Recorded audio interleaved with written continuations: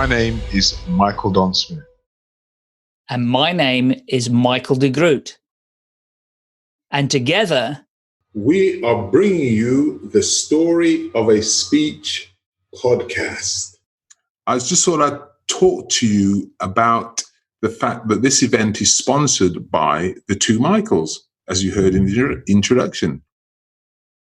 Well, this Michael is also affectionately known as the signature speech coach. And that's what I do. I work with people to develop the DNA of every speech they will have to give. And as you'll know, if you follow our podcasts, and I'm sure you will be following them because they're getting some good reviews, that we're deconstructing the art of speech making to make it more professional, more polished, and more powerful in delivering your message. And we do that by taking small speeches, 5 minutes or less, and showing how much you can pack in to a signature speech, an elevator pitch, or a short delivery. So that's what I do. And before I hand over to the Michael, I'd just like to say that if you Google Michael Don Smith or search for me on Eventbrite, you'll get the information on my latest events, trainings, or wherever I'm appearing. So Michael Don Smith, put that into Google and you'll find out what I'm doing. There'll also be a link below to my next event, which is on Eventbrite. And the thing to remember is if you put in the code NETWORKER, you will get a 50% discount. So that's me. Let me hand over to my co-sponsor, the other Michael. haha, thank you so much. And this Michael, who sponsors the other half of the podcast, is affectionately known as the storyteller. So what we do in my company called Staying Alive UK, we deliver a number of products and services to help individuals and companies grow their business reputation, their sales, and customer loyalty through the medium of storytelling. Now, we do this in a number of ways, through creating animations, to create story animations, really. And we also deliver storytelling workshops and education. As well, of course, I do another podcast, and that's also called Share Your Story. So anyway, you can find me and everything that we do via stayingalivek.com. And just follow the menu link on that website, which is called Share Your Story, where you will see the workshops that we're running in the centre of Birmingham. And like the other Michael, I'm also offering a nice discount, 50%, if you use the code SYS50. That's Sierra Yazoo Sierra 50. And if you put that in like a coupon code on the online booking form, you get a 50% discount. How many of you know the 16 words in President Bush's State of the Union address that led us to war? How many know my wife's name? Valerie Plame. Now, how can you know one and not the other? When did the question move from why are we going to war to who is this man's wife? I asked the first question, but somebody else asked the second, and it worked, because none of us know the truth. The offense that was committed was not committed against me. It was not committed against my wife. It was committed against you, all of you. So if that makes you angry or feel misrepresented, do something about it. When Benjamin Franklin left Independence Hall just after the second drafting, he was approached by a woman on the street. The woman said, "Mr. Franklin, what manner of government have you bequeathed us?" And Franklin said, "A republic, madam, if you can keep it. The responsibility of a country is not in the hands of a privileged few. We are strong and we are free from tyranny as long as each one of us remembers his or her duty as a citizen." Whether it's to report a pothole at the top of your street or lies in a State of the Union address, speak out. Ask those questions. Demand that truth. Democracy is not a free ride, man. I'm here to tell you. But this is where we live. And if we do our job, this is where our children will live. God bless America. Okay, I hope you enjoyed that short clip with Sean Penn playing Joseph C. Wilson, a U.S. diplomat. It's very interesting that it is only sort of 2 minutes long. And as George Bernard Shaw said to one of his lovers that he was writing a letter to, he said, "I do apologize that this letter is so long. I didn't have enough time to write you a short one." The idea is that if we just ramble on, you may think that our podcasts are a bit rambling, but no, they're tightly scripted and every word is placed in the right place. Maybe not. But it is easier, and it is always easier to have a stream of consciousness and speak out. So you've got 10 minutes to explain yourself. You can usually do it. But if you only have 2 minutes to explain yourself, it may take a little longer. So that's what George Bernard Shaw was saying. To get a tight, accurate, concise, interesting, engaging, entertaining, informative script together takes some time. And I've taken a little bit of time to explain myself there, but the point is, this is a brilliant speech. It's really, really good.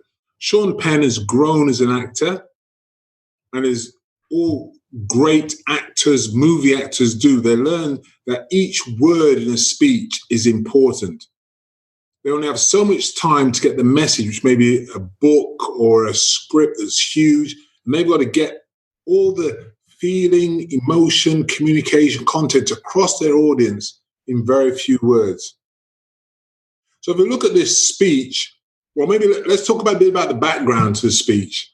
I mean, I did speak to Michael and was saying that just the film is about something that is so timely, so relevant to what's going on now in the US. It appears that they play the same game over and over again, which is misinforming the public. And the government are saying that the media telling lies, was it fake news? And the media is saying that the government is lying, weapons of mass destruction, going to war with no particular reason. Yeah. And that's the context of this movie. I mean, what do you think about the context of the movie itself before we go into the speech, Michael? Well, first of all, I think it's a real story. So the movie is about a real story. This is about a real person and what he did. So I think a story that is true or has elements of truth, because I know that in movie making, they will dramatize parts of it that might kind of, keep our attention. Having said that, when you know that a film is a true story, it actually adds more interest. I know my wife loves films that are true stories. She just, doesn't matter what it is, if it's about a true story, she'd like to watch it. And there's something in that really gets our attention and we want to watch this movie because it's real. It's about a real story, about something that really happened. And of course, there's all sorts of intrigue and do we believe what happened in the film or don't we believe what happened? So, and the other thing, of course, everybody loves the underdog, somebody who's going up against the big, United States government. Does he win? Does he lose? So we want to know what's going to happen. So from that point of view, I think the movie is brilliant in that respect, notwithstanding the excellent short speech. And just to interject on the length of the speech, when I work with people doing animation videos, I get them to write a script, but I tell them that it's got to fit into 90 seconds or 2 minutes tops. And they often go, oh my God, I've got so much to say. I said, well, you say everything you want to say, then hand it over to me and I'll reduce it down to 90 seconds or 2 minutes maximum if you really want to get a lot more information across. And of course,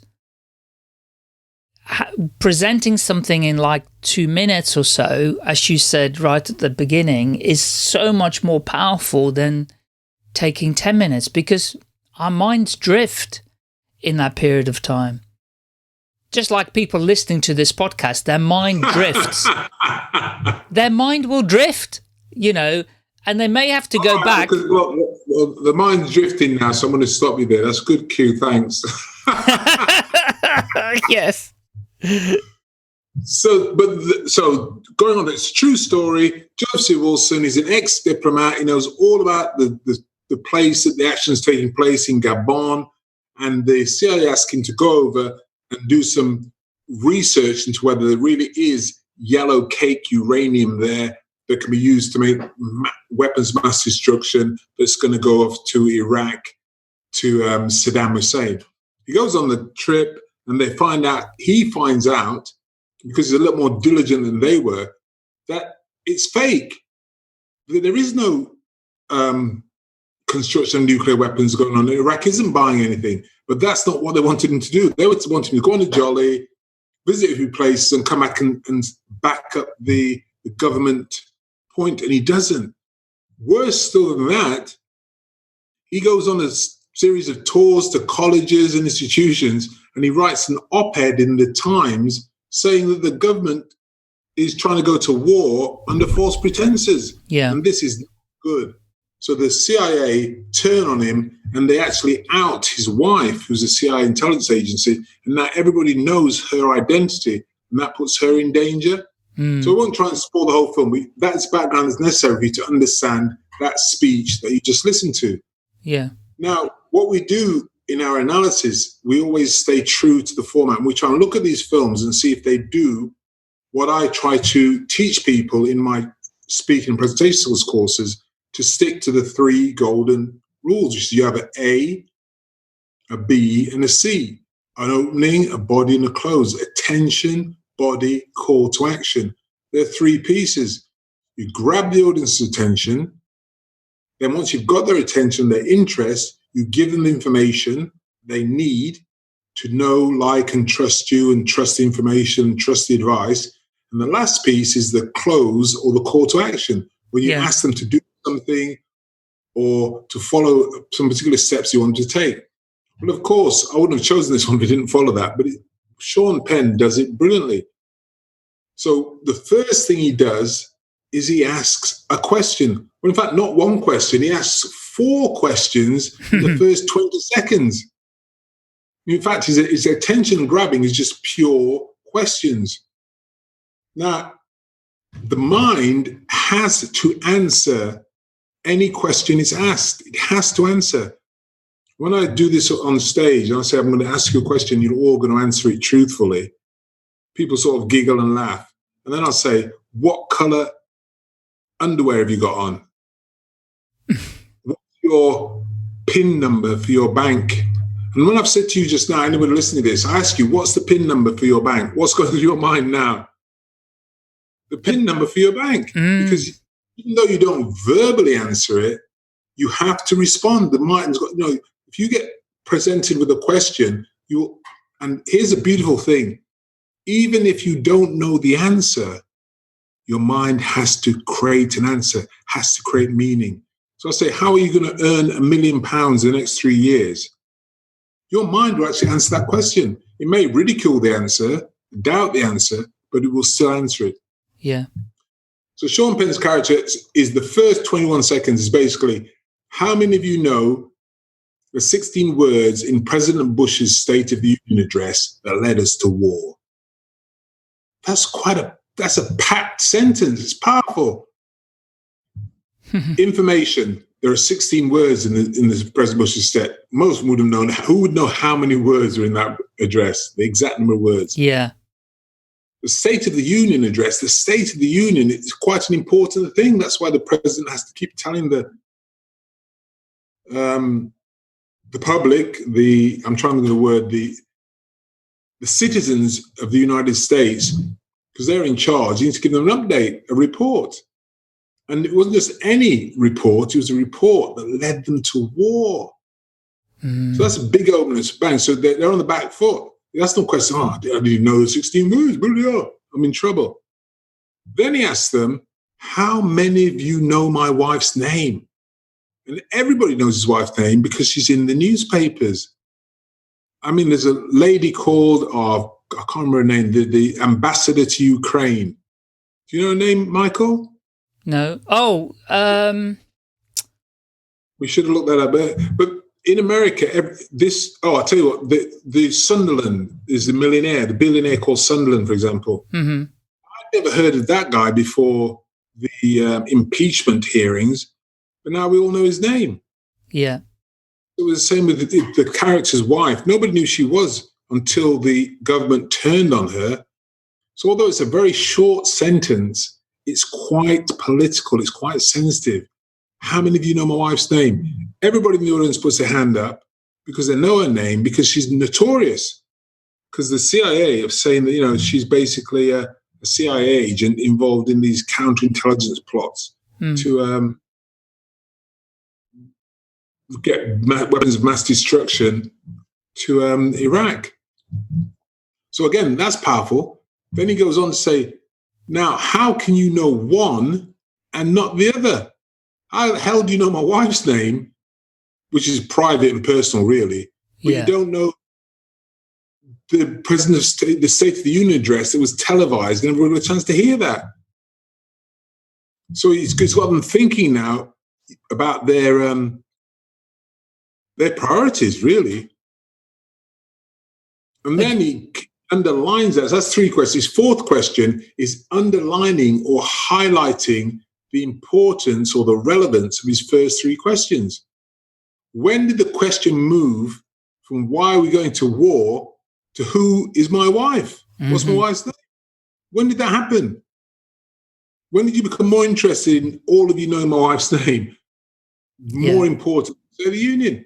And that is actually open. That's 21 seconds in a 2-minute speech. And it's very powerful. So he's got their attention. He's got them about to put, and he's asked them some very powerful questions. So that's great. You do that, you get the audience, so he's got their attention. Then he moves into the body of his speech. Hold on. So, because he's asking so many questions, I've got a challenge here, because he's asking all these questions at the beginning, right? You don't really have a chance to catch breath almost, have you? So well, let me do that. You do, right? Because I'm glad you paused there, because what the other technique? There's quite a few techniques in there.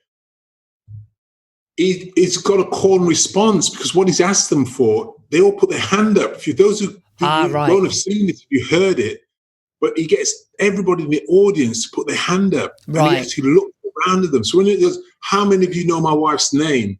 and he kind of looks at them, and he scans the room, and all the hands are up, so he makes sure that they're engaged. Now, if you want to move an audience emotionally, move them physically. So when he says, "How many of you knew my wife's name?" he puts his hand up to indicate to them. I think he does. He does something to indicate they should put their hand up when they answer the questions. Yeah. Because it's a college, they're more likely to do that. So he didn't say, "Put your hands up, how many of you know this?" or "Put your hands up," but that was clearly, we know that was the intent. So what he's doing is, he's actually physically engaging with them as well. Yeah, so they're getting the motor cortex involved physically, so the brain although you're putting your hand up, the brain gets engaged with the question then by physically putting your hand up. So you'll never forget the question, basically. And what he's also doing is his tone, in the 21 seconds, his tone changes 3 times. When you watch it, listen, the first question is almost an innocent tone. How many of you here know the 16 words in President Bush's State of the Union address that led us to war? So it's, it's like an academic question. Yeah. And then the next one is his tone slightly changes, and he says, okay, because there was nobody raised their hands up, nobody knew. So it's like he's saying, okay, I'm going to ask you an easier question now. How many of you know my wife's name? But that should really be a harder question. He's a diplomat from somewhere else. Nobody's ever heard of his wife before she became in the newspapers. So it should have been a hard question. So now he says, and you can look, watch the clip, it's on YouTube. The faces of the students that are putting their hands up do carry a look of confusion and doubt. Yeah. So they get it. He's really, and so he's not being nasty. He's not alienating them, but he is making them uncomfortable. And he's doing it because on a stage, he's like a teacher. It's like a teacher asking a question. It's like the teacher's supposed to do that. Yeah. Yeah. But then he drops all of those, if we go back into this again, and then he does become a little bit nasty or a little bit unpleasant or a little bit, we could be engaging. And he goes, now, how can you know one and not the other? So I just quickly looked up the 16 words, right? And it's not good for the UK. What do the 16 words say? We've got time. What's the 16 words say? The British government has learned that Saddam Hussein recently sought significant quantities of uranium from Africa.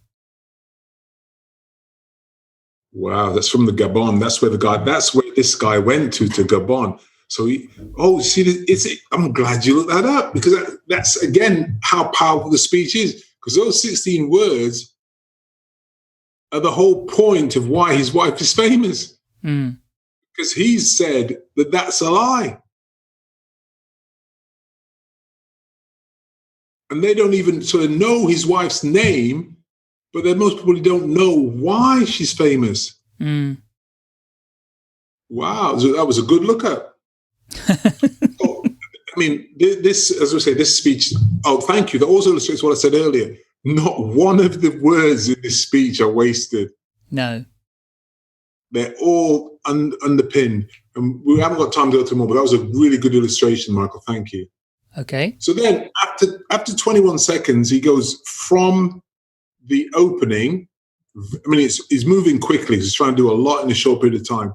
He moves into the body. So now he's going to provide the information, the data that backs up his questions and also prepares them for the conclusion. Yeah. Now, again, what I always say when I'm teaching people this method of building speeches is the stuff doesn't matter. The body doesn't matter. The body is just an illustration to make it easier. But what he said in the opening stands on its own. Yeah. It's true, it's correct. But he's actually just going to give this stuff to use Cialdini's influence. The body is not to inform or to educate, although it might appear that way. It's really to influence the audience. So he appears to be explaining himself now. He goes, I asked the first question, myself, the academic, the diplomat. That was my question. But somebody else asked the second question. So he's giving the speech somewhere else, and he was trying to explain the facts. And somebody said, yeah, but what about your wife? She works for the CIA, doesn't she? That's where the two questions came from. So he's trying to tell us, but nobody's interested in the truth. They're interested in the gossip. Right. And then he says, I asked the first question myself, but somebody else asked the second question. But I've used them in my speech because it worked, because none of you know the truth either way. Right. You don't really know your life, and you don't know the facts. So the offense, the problem, the wrongness, the good word, the wrongness, the problem is that the offense was not committed against me. It wasn't committed against my wife. So by putting my name in the papers, saying that I'm a traitor, by putting my wife's name in the paper, saying that she's giving false information, that doesn't hurt us. It hurts you. Because you don't know the truth. You don't know the facts. And I hope, I'm telling you that now. And if me telling you that now, me asking you all these questions, Michael, because he knew what he was doing, if that makes you angry or feel misrepresented, do something about it.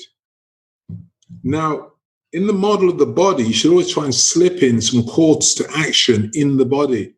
Because if you only give them one instruction or one call to action right at the end, it's weaker than if you've been asking them things all the way, like a drip feed.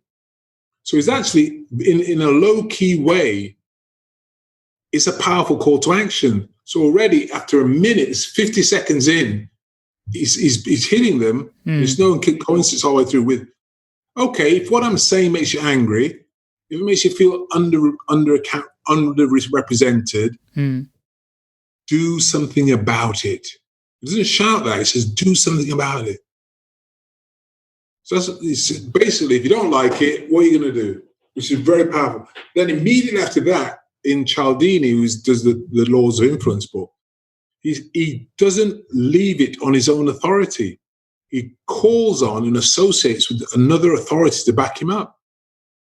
Next thing he says is, when Benjamin Franklin left Independence Hall after the second drafting of the Constitution of the United States, he was approached by a woman on the street, and she said, Mr. Franklin, you're doing this stuff, you're building a government for the future, but what's in it for us? What kind of government are we going to get when you've done all this? Franklin said, it will be a republic, madam, if you can keep it. Yeah. And that's a famous phrase for Americans. But again, if you look at him in the speech, this is where his body language actually turns. He points his finger at the audience, pointing at them and saying, so he's using the authority of Benjamin Franklin, but he's pointing at the audience saying, I'm leaving you a republic if you can keep it. There's three things in there. It's authority, reciprocation, give and take, which is basically, Franklin gave us that, and you're supposed to honor that, honor his memory, and also scarcity, because this thing is rare, it's difficult, it's hard to reach. The price of freedom is eternal vigilance, which you mentioned in the V for Vendetta one. Are you going to say something there? No, what's interesting is that he is using a quote from somebody else to add weight to his argument. So, it's kind of getting people to, because they have to go and search their memory banks for Benjamin Franklin, visualize him, and see him on the street talking to somebody. So it forces you to create a scene in your brain. And that's the powerful thing, I think, of what he's done there. Because again, it's another anchor, He got them thinking about President Bush's State of the Union address, so they got to remember him standing there on the TV or wherever in public, giving that address, and then you've got to imagine Benjamin Franklin having this conversation. And even if you don't know what Franklin looks like, you create a scene in your brain. I like that. Yeah, because the brain it can't not answer the question. And just to repeat, it's so relevant because who the hell is Marie? I've just looked her up. Marie Jovanovic. Jovanovic. Yes. But she's been on every channel of American TV. She's been mentioned in the British TV from nowhere. It's like the character in the film. The media suddenly thrust her into the spotlight, and everybody just wants to know about her. And President Trump has been saying that everywhere she goes, bad things happen, it's negative. But that's still a distraction. Mm-hmm. It's still a distraction. The truth is, what is the government actually doing? And then what are the people of America? Are they just watching this as TV, or are they going to do something about it? Yeah. And then, so he set the scene, he's captured all that, very much like what's going on today. Then, very quickly there, it's unusual because he spent less than, he's done 20 seconds on his opening. He's done 50 seconds on his body. And that leaves him another sort of 30 seconds to do his close. It's really packed, but it's still powerful. So what he's done now, he moves from the body. So the first part of the close is a summary of the whole speech so far. Right. And what he says is, the responsibility of a country is not in the hands of a privileged few. We are strong and we are free from tyranny as long as each one of us remembers his or her duty as a citizen. That's what it was all about. When did the question go from Bush to my wife? What's all this stuff going on? Why are you paying attention to the media? None of that matters. No. So whether, and back to his speech, whether it's to report a pothole at the top of your street or lies in the State of the Union address. Or lies. He slips that one in. He doesn't say that Bush is lying. He doesn't say the government's lying, which is the whole point, because they're all saying that what he's saying is lies. He's saying that if you, and thanks to you, Mark, for reading that, if we slip back to the 16 words, they were doing the same thing. They were saying, we're not saying that Iraq's got uranium. One of our allies, the British government, are saying it.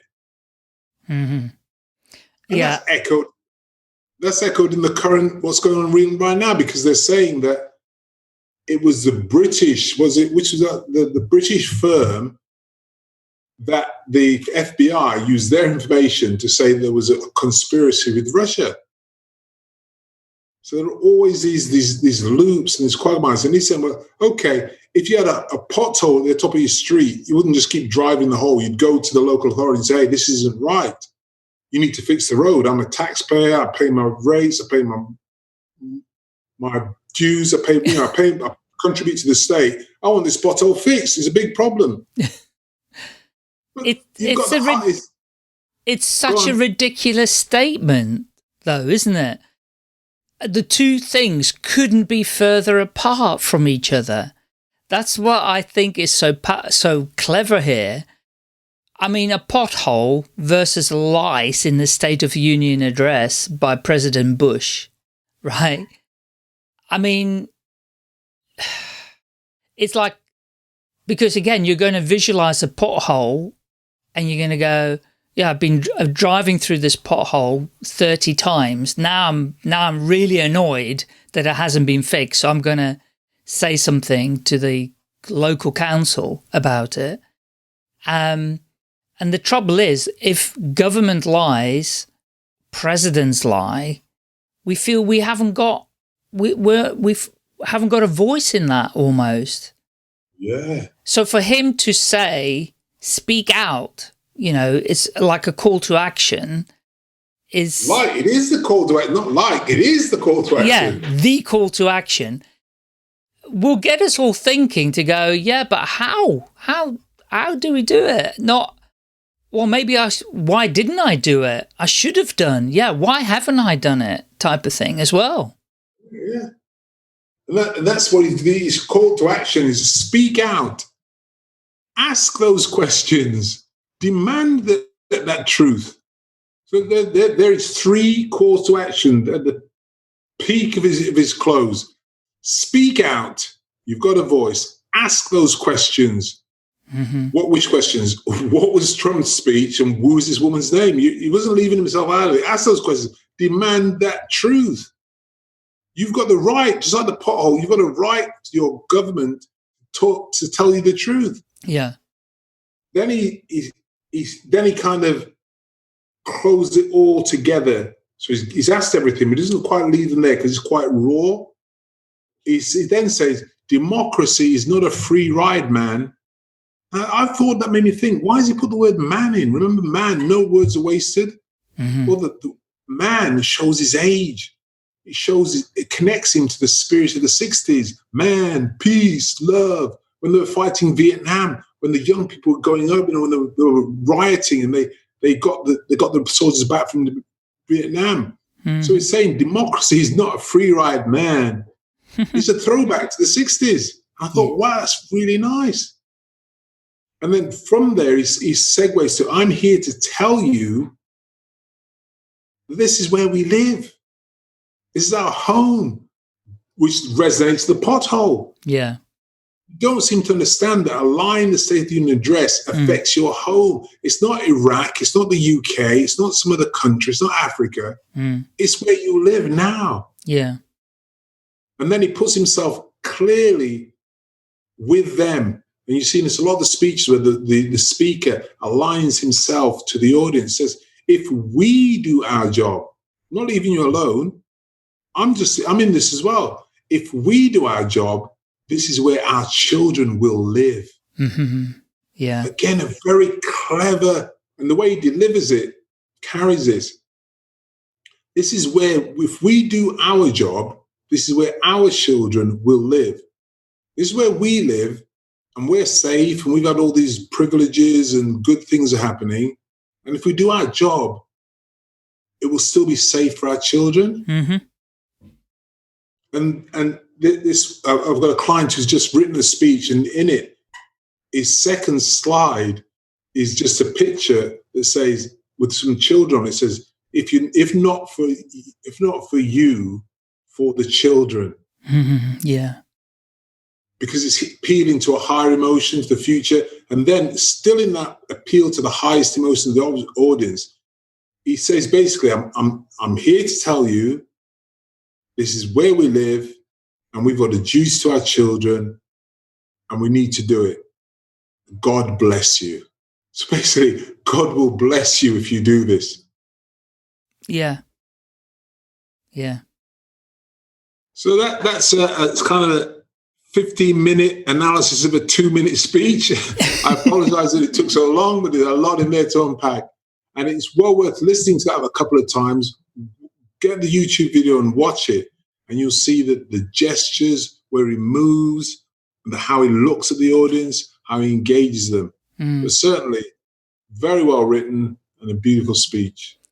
And what comes up for me with this is that because he's making this bold kind of statement to get people's attention and want them to take action, and he's actually being quite brave too, because he's, you know, single-handedly taking on the government, trying to expose them in terms of what they did to the USA. And, you know, after all, lots of Americans have died as a result of what happened. And, okay, Sean Penn is an actor, but to me, there is a sense of, you know, for us being non-actors, how do we get across that kind of sentiment? You know, do we need to become actors in terms of getting our point across in something like this if we're trying to make a powerful statement, a call to action? What would your advice be on that? Well, my advice is of little concern, but I would share with you the advice of someone whose work is captured in the term method acting. And that was Lev, what was his name? Oh my gosh, my poor brain. Anyway, the guy, he wrote a book called, Google Stanislavski, the Stanislavski method. So Stanislavski was a Russian theater producer, actor, and writer. And he felt that the best way for a character to be presented on the stage was for the actor to access the emotional states that the character had and then speak the lines. So he was the first one that we know that's recorded to say that the method acting was where they would actually take on the format. And there's a story with Laurence Olivier and Dustin Hoffman, the young Dustin Hoffman. And they're doing the film Marathon Man. And there's a particular scene where Dustin Hoffman's character has just been running, and he meets the ex-prison officer that is Laurence Olivier. And Dustin Hoffman's late for the scene. And this is Laurence Olivier. Larry, it's a night of the theatre. You can't be late for the scene. You're a new up-and-coming actor, and you're late. You keep Laurence Olivier waiting. So Olivier waited for him about 10 minutes. Dustin Hoffman comes in, and he's covered in sweat. He's panting. It's quite a mess. And Dustin Hoffman looks at him and says, what are you doing? What's wrong? What's happening? And Dustin was, I had to get in character. I had to be in character. So, what have you done? I've just run 3 miles before the scene. And Dustin Hoffman is clearly confused. And he goes, but why? Why would you do that? It's because I've got to. How else can I capture the essence of the character? And Dustin Hoffman looks at him and says, you can always try acting, dear boy. So we have these two. This is relevant to your question. So your question was, should we act? Yeah. And I think unless you're as good an actor as Laurence Olivier, you shouldn't try and act, but you should embody the essence of the message you're trying to get across. Right. So if you are congruent, if you're telling the truth, then you have to have the passion of your authenticity. Yeah. So that's where I think that your question carried that kind of, should I try and deceive my audience? How do I influence them? Well, you influence them by being sincere and honest about the message that you're conveying. And then your whole body, what you do speaks so much more loudly than what you're saying. Yeah. Does that make that? So that's not my opinion. That's Stanislavski. Well, very small book, well worth reading it. It's, I don't know what the title is, but it's Stanislavski's book that leads to the term, the Stanislavski method. Yes. You Google the Stanislavski, very, very short, but really good on how to convey your message with authenticity by accessing the internal states that match what you're saying. Yeah, I'll include a link to he's got something called Stanislavski for Beginners. There you go. That would probably be, and he's got the complete toolkit, but the beginner's paperback might be. I think we need to stop giving away all my secrets on these podcasts, Michael. Yes. Well, it's fine to know the theory, but actually putting it into practice is another thing, isn't it? And in your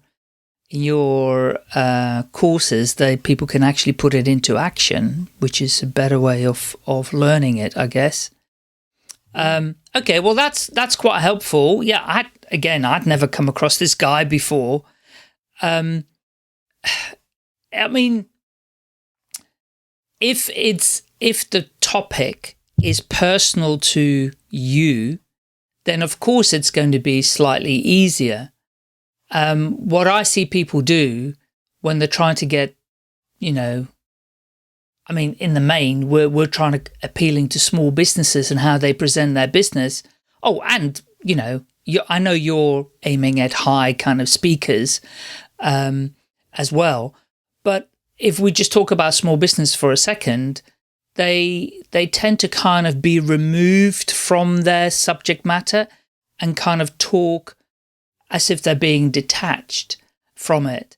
And I guess what people need to do more of is really connect with their topic and be passionate about it and create that passion within themselves and put themselves in the shoes of their clients who are getting the benefit of their products and services, and then present that in a passionate way that, again, in all the things that we've talked about in previous podcasts and as well with the storytelling, but also presenting it in a way that grabs people's attention.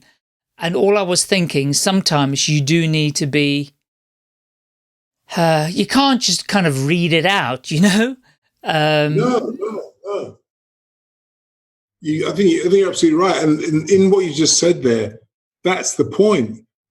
People often have an issue with niching or reducing their marketplace, but that is one of the points. When you niche, you can really understand your customer. When you try and serve everybody, that's when it gets a little bit hard to be sincere, because you can't sincerely know how your product and service meets everybody's needs, unless you're selling bread, in which case it's a commodity. Yeah. But if you're not a commodity business, then you should at least start with a niche and master that one, and maybe move to another niche or grow the market. But you're right. And I think in terms of stress and health and enjoyment and fulfillment for what you do, if you are a master of your craft, you do know your customer, you can legitimately stand up in front of the customer and say, yeah, this is our product, and we really think it's going to work for you because we've done our homework. Yeah.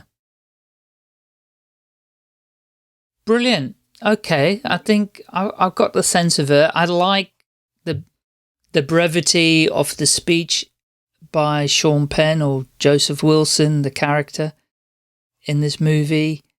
And I'll keep watching it to try and practice my brevity in what I've got to share with people.